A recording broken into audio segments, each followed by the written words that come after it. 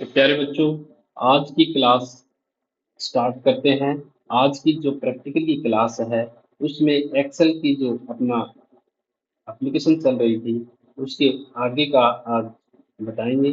पिछली क्लास में हमने रो और कॉलम के बारे में बताया था कि रो कौन से होते हैं और कॉलम कौन सी होती है, और एक सेल जो रो और कॉलम को मिलाकर एक सेल बनती है। तो पिछली बार पिछली क्लास में हमने लास्ट रो के बारे में बताया था कि एक्सेल में कितनी रो होती हैं। लास्ट रो होती है कॉलम का जो कॉलम होता है, जैसे ए कॉलम है, बी कॉलम है, सी कॉलम है, ये रो है। तो इन दोनों को मिलाकर एक सेल बनती है, इसको हम सेल बोलेंगे। जो एक खाना होता है एक्सेल के अंदर, इसको हम सेल बोलेंगे। जैसे मैंने इसमें एक कलर डाल के फिल करके बताता हूँ मैं आपको, इसको एक सेल बोलेंगे। इस सेल पे एक आईडी होती है, एक नाम होता है जो नेम बॉक्स में आएगा। जैसे ही जिस सेल को सिलेक्ट करोगे उसी का नाम आपको नेम बॉक्स में शो करेगा कि C2 सी कॉलम है और 2 रो है, तो इस सेल का नाम हो गया C2। इसी तरह से इसका D2। तो हर सेल की एक आईडी है, एक नाम है। हम लास्ट रो में जाते हैं, तो लास्ट रो में ए ए की कॉलम की लास्ट रो में जाते हैं, इस कॉलम की लास्ट रो में जाते हैं, तो रो हमारे पास 10,48,576 ये लास्ट रो है। जैसे ही एंटर करें इसके बाद सारी रो खत्म हो चुकी है। हमने यहाँ लिखा है ए 10,48,576, तो ये लास्ट रो का आईडी है, लास्ट रो का नेम है, फर्स्ट कॉलम यानी कि ए कॉलम की लास्ट रो। अब हम वापस फर्स्ट कॉलम की फर्स्ट रो पे आएंगे, तो यहाँ लिखेंगे A1 यानी कि A1। इसी तरह से हम लास्ट कॉलम में जाएंगे, तो लास्ट कॉलम का नाम होगा FXD और फर्स्ट लिख दिया हमने। जैसे एंटर मारेंगे, एक मिनट, अभी XFD और फर्स्ट, XFD और फर्स्ट, ये इसका लास्ट कॉलम है जो नाम है XFD फर्स्ट। यानी कि फर्स्ट रो का लास्ट कॉलम, जो कॉलम मैंने बताए थे 16,384, तो ये लास्ट है 16,384। इस तरह से ये इसके बाद कोई कॉलम नहीं है। देखो अपनी बच्ची, अगर इनके अलावा और सीट लेनी है तो यहाँ पे जो प्लस का निशान है इस पे क्लिक करोगे, तो जैसे ही क्लिक करोगे तो अपनी एक और सीट, उतने ही रो और कॉलम की एक नई सीट अपनी क्रिएट हो जाएगी। तो इस तरह से मैंने बताया था कि हर सेल की एक आईडी होती है, हर सेल का एक नाम होता है। तो वापस हम फर्स्ट में आएंगे, तो यहाँ लिखेंगे A1 यानी कि फर्स्ट रो का फर्स्ट कॉलम और फर्स्ट सेल की आईडी है A1। इसी तरह लास्ट में हम गए थे, XFD जो है वो उसका लास्ट कॉलम। तो अब आगे बताते हैं कि इसमें कलर कैसे किया जाता है। कोई भी फॉन्ट लिखा हमने, ये लिख दिया हमने फॉन्ट। अब इसमें इस फॉन्ट को यहाँ से इसका फॉन्ट साइज बढ़ाओ, साइज यहाँ से बढ़ाओगे इसका फॉन्ट साइज, ये फॉन्ट साइज होगा। अगर हमारा इतना फॉन्ट चाहिए, हमें 22 फॉन्ट चाहिए, तो इस कॉलम की विड्थ भी बढ़ानी पड़ेगी। इस तरह से हम इस कॉलम की यहाँ से विड्थ बढ़ा सकते हैं। एक दूसरा तरीका है विड्थ बढ़ाने का, फॉर्मेट में जाओ और यहाँ कॉलम विड्थ है, इस कॉलम विड्थ से आप जितना साइज कम बत्ती करना है तो इसके अंदर डालोगे। जैसे मैंने 17 डाल दिया, ओके ओके करते हुए उतना ही आपका बढ़ जाएगा। तो इस तरह से हम फ़ॉन्ट कलर यहाँ से डाल सकते हैं, फ़ॉन्ट का कलर जो भी डालना है, ये फ़ॉन्ट कलर हो गया। सेल का अगर बैकग्राउंड डालना है तो सेल का भी बैकग्राउंड लग जाएगा, यहाँ से हम सेल का बैकग्राउंड डाल सकते हैं। जितनी सेल सेलेक्ट करोगे उतनी ही सेल का बैकग्राउंड डलेगा। इस तरह से हम जो भी सेल का बैकग्राउंड डालना है वो हम यहाँ से इस तरह से डाल सकते हैं। अब इनको बॉर्डर बॉर्डर दिखाई नहीं दे रहा, बॉर्डर भी लगाना है तो बॉर्डर भी लगा सकते हैं। हम यहाँ से बॉर्डर लगा सकते हैं, ऑल बॉर्डर। ये हमारा बॉर्डर भी हो गया और सेल के बैकग्राउंड भी हो गया। यहाँ से हम सेल की अलाइनमेंट सेट करते हैं। लेफ्ट राइट या सेंटर। देखो कॉलम की मैं विड्थ और बढ़ा देता हूँ, आपको अच्छी तरह से समझ में आ जाएगा। और रो की भी विड्थ बढ़ा देता, हाइट बढ़ा देता हूँ। ये रो की हाइट यहाँ से बढ़ गई और कॉलम की यहाँ से बढ़ा दी मैंने। अब देखो, अब इस सेल का अलाइनमेंट चेंज करते हैं हम। इस सेल को सेलेक्ट किया, अब देखो यहाँ से ये, यानी कि लेफ्ट साइड में अलाइनमेंट है, दोनों ओरिजेंटल और वर्टिकल दोनों लेफ्ट साइड में है।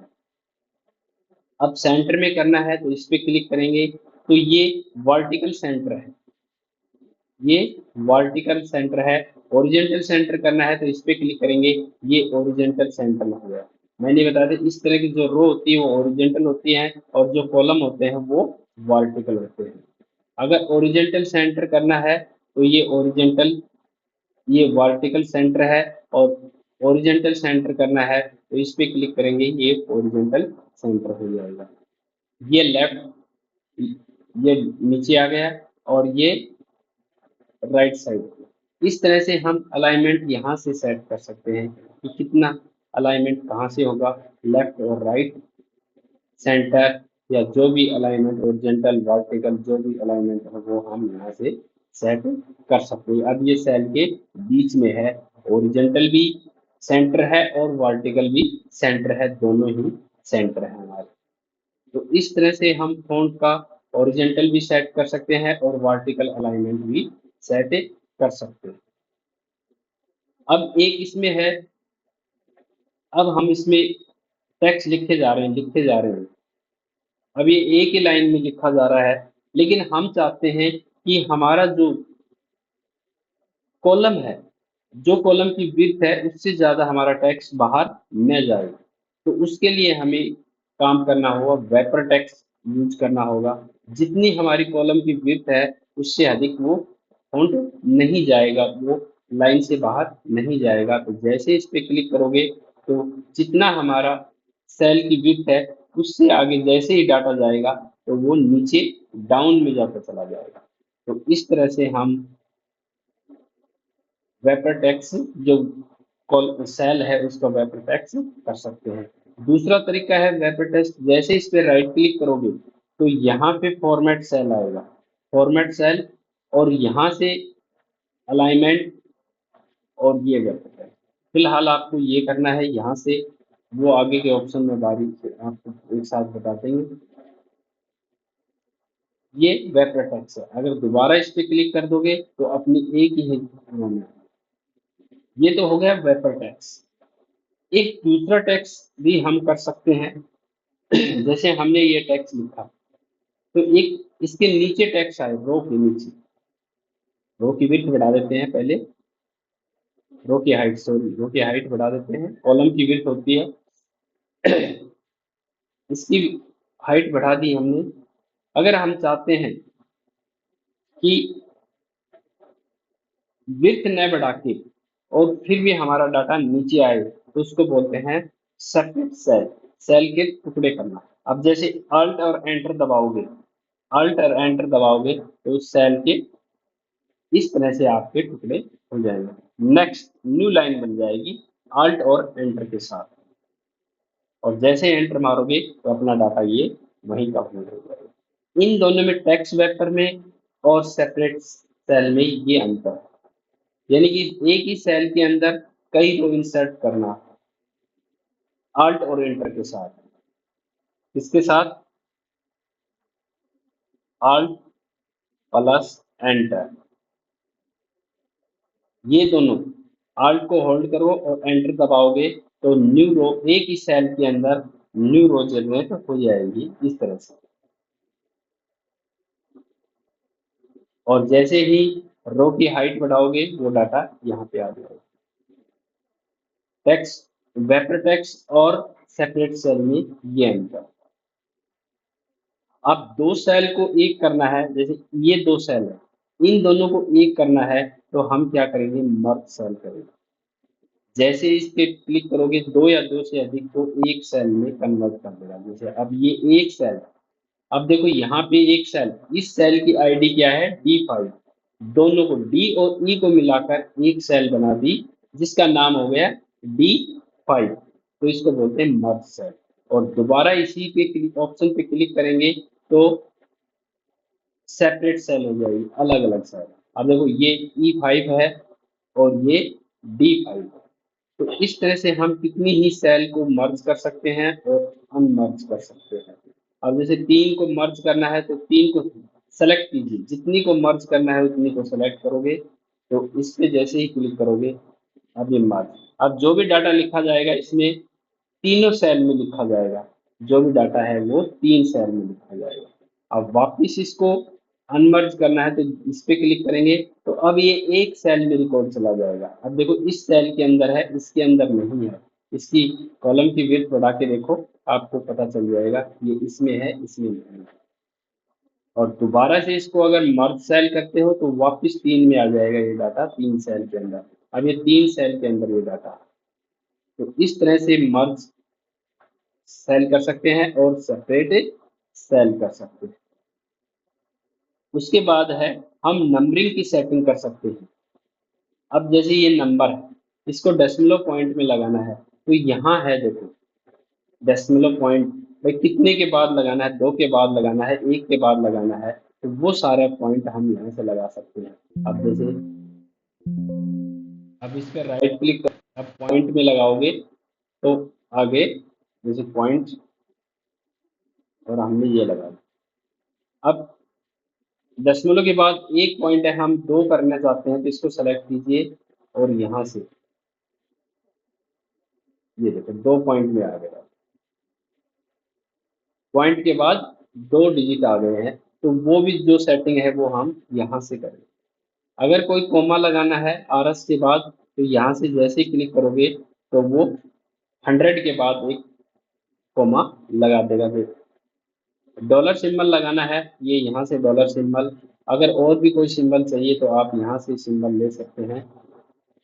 इस तरह से हम कोई भी सिंबल, करेंसी सिंबल इसमें फिलहाल है नहीं, वो डाउनलोड करना पड़ेगा। तो उस तरह से हम करेंसी सिंबल भी लगा सकते हैं RS, वो भी करके बताएंगे आपको कि किस तरह से।